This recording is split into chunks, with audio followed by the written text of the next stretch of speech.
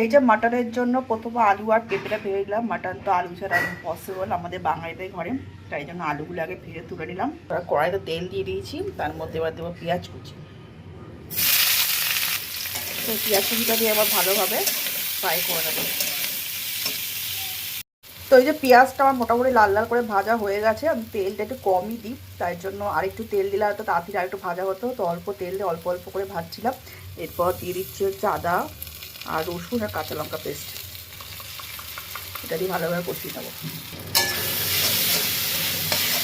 এবার ভালো করে কষিয়ে নেবো। এরপর দেবো টমেটো পিউরি, আর যারা টমেটো দেবো টমেটো পিউরি দিচ্ছি।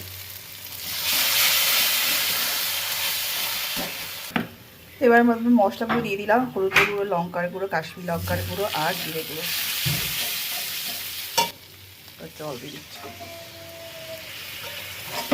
দিয়ে মশলাটাকে ভালোভাবে কষিয়ে তারপর ডালটা দিয়ে দেবো। তো এই যে মশলা কষানোর সাথে সাথে এই গরম মশলা, গোটা গরম মশলা দিয়ে দেবো, তাহলে কিন্তু ফ্লেভারটা খুব ভালো আসে। কষানোর সময় যদি গোটা গরম মশলা দেওয়া হয়, অনেকে ফোড়নও দেয়, অনেকে মিডিলে দেয়, তো আমি মিডিলে দিই আর ফোড়ন দুটোতেই দিই, এক এক সময় দিই। তো এই ফ্লেভারটা কিন্তু খুব ভালো লাগে।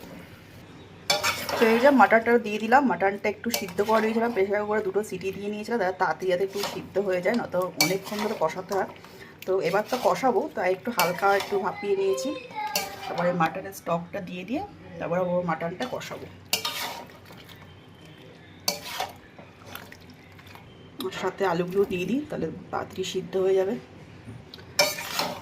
চলো এবার মাটনটা হতে থাক, তারপর তোমাদেরকে লাস্টে ফিনিশিংটা দেখাবো কেমন হলো। এবার তো সবই হয়ে যায়, কষাতে কষাতে সিদ্ধ হয়ে যাবে, তো তারপর তোমাদের লাস্টে দেখাচ্ছি।